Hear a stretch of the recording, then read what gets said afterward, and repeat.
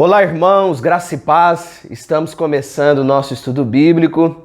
Toda quarta-feira nós temos essa alegria de estarmos juntos, mesmo que virtualmente, para estudarmos a palavra de Deus, conhecer aquilo que o Senhor tem preparado e reservado para a sua vida, para a minha vida e para todos nós. É uma satisfação muito grande nós darmos sequência à série A Segurança do Cristão. Essa série que está baseada na primeira carta do apóstolo João. Nós temos estudado desde o primeiro capítulo desta carta, versículo por versículo. Tem sido uma experiência enriquecedora na nossa vida. E hoje, com a graça de Deus, nós vamos continuar o estudo do capítulo 5. Antes de nós lermos o texto bíblico, eu quero convidar você, que é pai ou mãe de criança ou adolescente, para participarem conosco na próxima sexta-feira, a partir das 19h30, aqui no Templo da Sexta Igreja, do encontro que nós vamos promover juntamente com o Ministério Infantil para pais de crianças e adolescentes. Nós vamos receber a missionária Raquel, juntamente com seu esposo, o pastor Alfredo. Eles trabalham com a metodologia do Pense Laranja, uma das estratégias que o Ministério Infantil da nossa igreja tem abordado junto com as crianças e vai começar também a abordar junto com os adolescentes. E essa é uma boa oportunidade, você que é pai de criança, ou pré-adolescente ou adolescente, a estarem conosco para você tirar suas dúvidas e você ver qual é o melhor caminho para você ensinar e aconselhar o seu filho no caminho do Senhor. Então venha participar desse encontro que vai acontecer na próxima sexta-feira aqui no Templo da Sexta Igreja. Nós vamos assistir agora o convite da Raquel, uma das palestrantes que estará conosco nesse encontro especial. Vamos ouvir esse convite e em seguida eu volto com a continuação da série A Segurança do Cristão.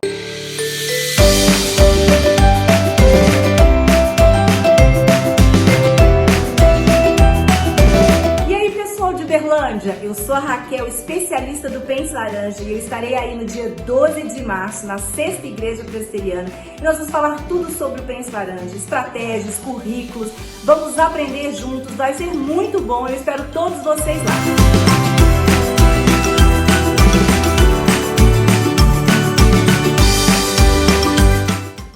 Abra sua Bíblia em 1 João, capítulo 5, versículos 10 a 12. Nós vamos ler esses 3 versículos do capítulo 5, dando sequência à nossa série de mensagens. Primeira Epístola de João, capítulo 5, versículos 10 a 12, nos diz assim: Aquele que crê no Filho de Deus tem em si o testemunho. Aquele que não dá crédito a Deus o faz mentiroso, porque não crê no testemunho que Deus dá acerca do seu Filho. E o testemunho é este, que Deus nos deu a vida eterna, e esta vida está no seu Filho. Aquele que tem o Filho tem a vida, aquele que não tem o Filho não tem a vida. Meus irmãos, nos versículos anteriores, os versículos de 6 a 10, desse mesmo capítulo 5 da primeira carta do apóstolo João, nós temos aqui o autor, o apóstolo João, apresentando o testemunho sobre a encarnação e a divindade de Jesus. João, ao escrever essa carta, ele é categórico, ele é claro ao falar sobre a encarnação de Jesus. Jesus, ele veio ao mundo, ele se tornou homem, ele habitou entre nós. E o apóstolo João, ele quer deixar isso muito claro para os seus leitores. Desde o primeiro século da era cristã, quando essa carta foi escrita, surgiam dúvidas e questionamentos a respeito da divindade de Jesus. E os séculos foram se rompendo e até hoje muitas pessoas levantam questionamentos, heresias sobre essa doutrina tão importante que é a doutrina da cristologia, a doutrina que mostra para nós que Jesus é 100% Deus e 100% homem. Jesus também é divino, ele é Deus.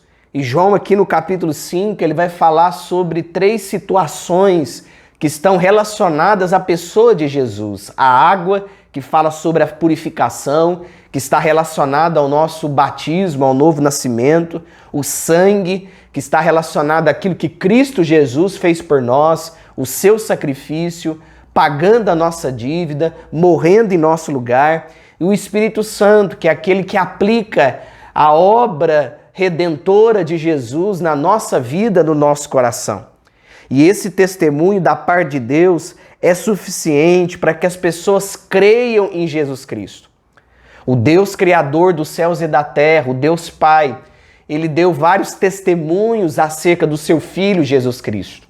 E o testemunho do Pai é suficiente para nos conduzir, para nos levar a nos rendermos aos pés de Jesus e crer que Ele é o nosso Salvador, o nosso Redentor.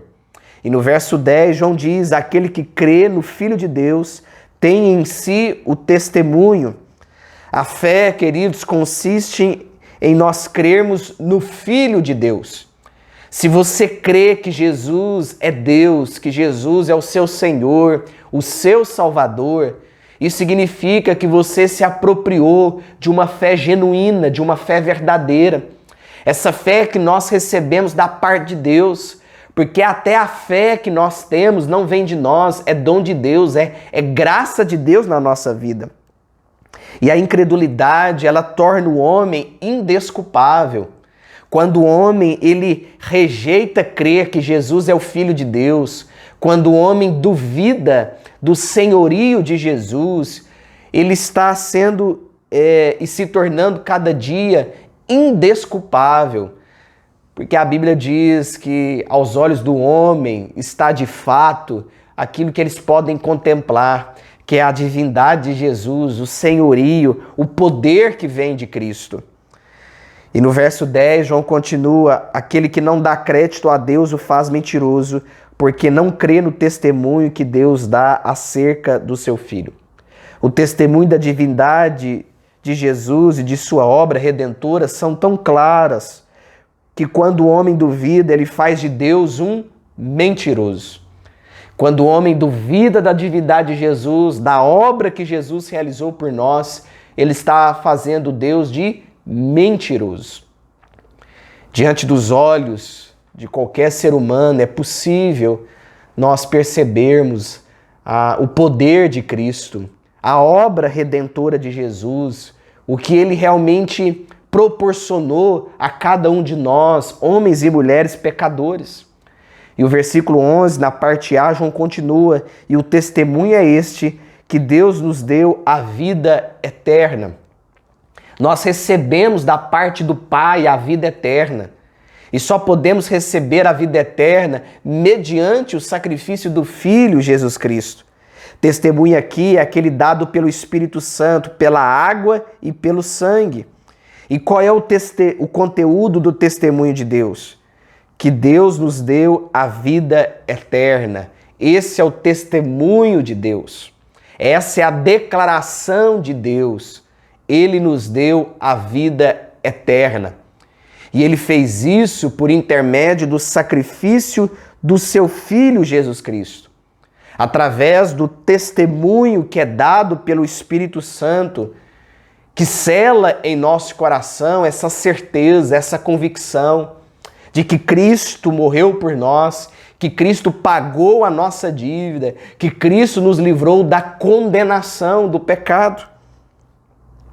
Mas nós precisamos entender qual que é o conteúdo desse testemunho, que é a própria vida eterna.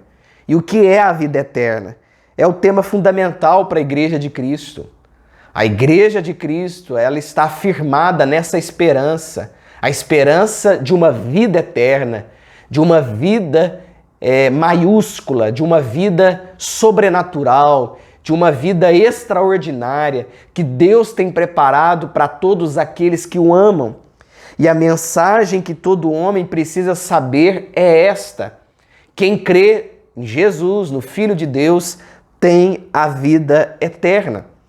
Em primeiro lugar, a vida eterna é uma dádiva de Deus a todo aquele que crê em Jesus Cristo. Só é possível você receber a vida eterna crendo em Jesus como seu único e suficiente Salvador. Não há outro caminho, não há outra forma para você se apropriar da vida eterna, mesmo que seja já, aqui agora nesse mundo. É certo que aqui nós estamos experimentando de forma parcial a vida eterna. Mas haverá um dia que nós vamos experimentar desta vida eterna de forma plena. Nós vamos experimentar de todas as delícias, de todas as bênçãos que Deus tem preparado para nós. E a vida eterna é o resultado do amor de Deus pelos seus. Olha o que o apóstolo João vai dizer lá no seu evangelho, no capítulo 3, versículo 16. Porque Deus amou o mundo que deu seu Filho gênito, para que todo que nele crer não pereça, mas tenha a vida eterna. A vida eterna tem como resultado o amor de Deus por nós. Deus nos ama, essa é a certeza que nós temos. Talvez essa seja a maior certeza que eu e você podemos ter em toda a nossa vida. O amor de Jesus por nós. É um amor claro, é um amor real, é um amor constante, um amor genuíno. Jesus ama eu, Jesus ama você, Jesus ama cada um de nós. Que você tenha certeza a cada dia desse amor de Jesus pela sua vida. Que você não duvide desse amor real, esse amor que é pleno, que é verdadeiro, esse amor que mudou a nossa vida, mudou a nossa história. Esse amor que aponta para nós a vida eterna, nos dando a possibilidade de crermos de que o que nos aguarda no futuro, na vida eterna, é muito maior do que esta vida, do que estamos vivendo aqui agora. O que é a vida eterna? Deus dá a todo aquele que lhe pede. João capítulo 4, versículo 10 nos diz, replicou-lhe Jesus, se conheceras o dom de Deus e quem o que te pede, dá-me de beber, tu lhe pedirias e ele te daria água viva. Queridos, nós temos um Salvador que tem nos dado muitas bênçãos. Bênçãos além do que nós merecemos. Porque na verdade eu e você não merecíamos absolutamente nada. Nós merecíamos a condenação, nós merecíamos a morte eterna. Mas Deus, Ele dá a todo aquele que lhe pede, todo aquele que lhe bate na porta. Eu tenho certeza que através do Espírito Santo de Deus, um dia você bateu numa porta, a porta da graça. E essa porta se abriu para você. Não porque você é suficiente para salvar a si mesmo, não porque você é bom, não porque as suas obras são perfeitas, mas essa porta da graça se abriu para você porque Deus é gracioso. Jesus é gracioso. Jesus é misericordioso. Jesus nos ama. Jesus tem prazer ao nosso encontro. Na verdade, a gente só conseguiu bater nessa porta da graça porque Deus nos levou a isso. Jesus nos impeliu a fazer isso, a bater nessa porta. E a Bíblia diz que aquele que pede, recebe. E nós recebemos o Senhor.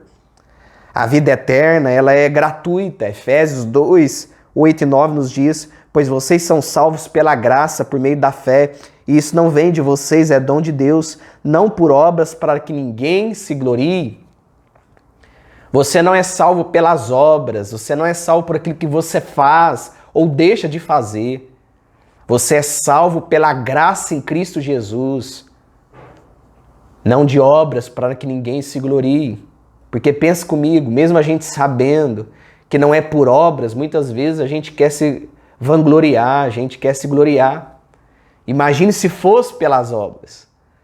Aí, queridos, nós realmente estaríamos orgulhosos, vaidosos ao extremo, achando que as nossas obras são perfeitas, mas nós sabemos que a salvação é de fato pela graça em Cristo Jesus. Graça significa favor imerecido. Você foi salvo, eu fui salvo, porque Deus não viu nada em nós que o chamasse a atenção. Nada despertou o interesse de Deus. Nenhuma obra nossa, nenhuma performance foi capaz de chamar a atenção do Senhor. Nós fomos salvos pela livre, espontânea graça, vontade do nosso Senhor e Salvador Jesus Cristo. Em segundo lugar, esta vida, ela é eterna. Vida eterna não consiste somente em imortalidade, mas essencialmente no conhecimento do Pai e do Filho. Queridos, a vida eterna não é apenas viver para sempre, se tornar imortal. A vida eterna é muito mais do que isso. A vida eterna é se aprofundar no conhecimento do Pai e do Filho. Olha que bênção, nós já estamos experimentando essa vida eterna à medida que nós conhecemos o Pai e o Filho. Mas quando nós partirmos desse mundo, quando nós estivermos no novo céu, na nova terra, experimentando desta vida eterna de forma plena, nós vamos conhecer de forma profunda o Pai e o Filho. Olha que alegria, olha que bênção será quando nós nos aprofundarmos muito mais no conhecimento do Pai e do Filho. Então o céu, queridos, não é apenas um lugar onde nós vamos fugir do inferno. O céu é muito mais do que isso. O céu é a gente poder desfrutar de forma plena, de forma profunda do conhecimento do Pai e do Filho Jesus Cristo. João 17,3 nos diz: esta é a vida eterna, que te conheço, o único Deus verdadeiro, e a Jesus Cristo a quem enviaste. Em terceiro lugar, a vida eterna começa a ser experimentada agora. João fala da vida eterna como uma promessa a ser concretizada. Olha o que ele diz no capítulo 2 dessa mesma carta, no versículo 25. E esta é a promessa que ele nos fez, a vida eterna. Nós já começamos a experimentar as bênçãos dessa vida eterna. Você tem experimentado as delícias da vida eterna? Você tem experimentado a graça de Jesus? Você tem experimentado a misericórdia de Jesus? Você tem conhecido a Deus e a Cristo, o Filho, Jesus? Se você tem passado por todas essas experiências, isso significa que você já começou a experimentar esta vida eterna preparada pelo Pai. Nos versos 11 e 12 do capítulo 5, João vai dizer que há também um aspecto presente da vida eterna. Olha o que diz no verso 11, que Deus nos deu a vida eterna. E no verso 12 ele diz: aquele que tem o Filho tem a vida eterna. Nós já recebemos de Deus a vida eterna. Ele já nos deu a vida eterna. E aquele que tem Jesus Cristo, ele tem a vida eterna. Ele não terá a vida eterna, mas ele já tem. Que bênção, queridos, é saber que nós estamos experimentando a cada dia, mesmo que de forma progressiva, aquilo que Deus tem preparado e reservado para todos os seus filhos. Que você possa crer no testemunho do Pai em relação ao Filho. Que você entenda e compreenda que se você crê em Jesus Cristo, você tem a vida eterna. Que é impossível chegarmos ao Pai a não ser por intermédio do Filho Jesus. É impossível termos a vida eterna se nós não crermos em Jesus. É por isso que é muito importante que a nossa fé esteja sempre voltada para a pessoa de Jesus. É a Ele que nós devemos dar glórias, é a Ele que nós devemos adorar, é a Ele que nós devemos reconhecer como nosso Senhor, como o amado da nossa alma todos os dias da nossa vida. Porque sem Ele não há vida eterna, sem Ele não há conhecimento desta vida extraordinária que Deus tem preparado para cada um de nós. Creia que você já está experimentando a vida eterna aqui, já, agora. E que você vai continuar experimentando desta vida enquanto você estiver aqui nesse mundo.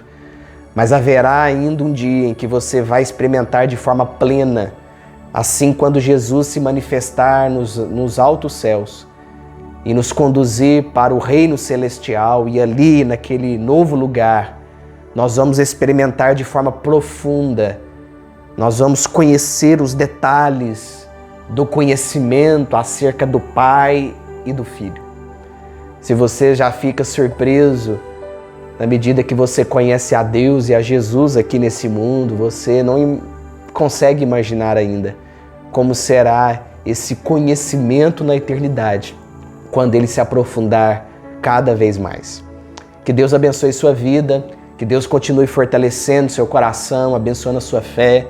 E se Deus permitir, na próxima semana nós voltaremos com o estudo bíblico, a segurança do cristão.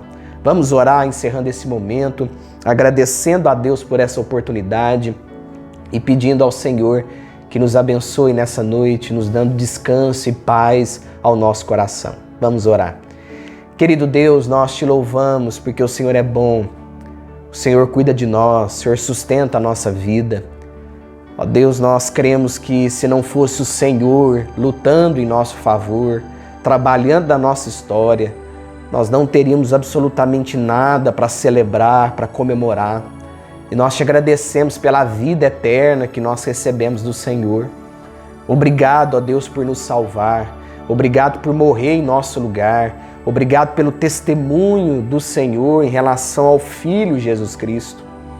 Ó Deus, nós pedimos que o Senhor venha guardar o nosso coração, que a nossa vida continue sendo sempre para o Teu louvor e que jamais percamos de vista a bênção da vida eterna, o anseio, o prazer que nós temos de um dia estar com o Senhor por toda a eternidade, para todo sempre, conhecendo e conhecendo ao Senhor.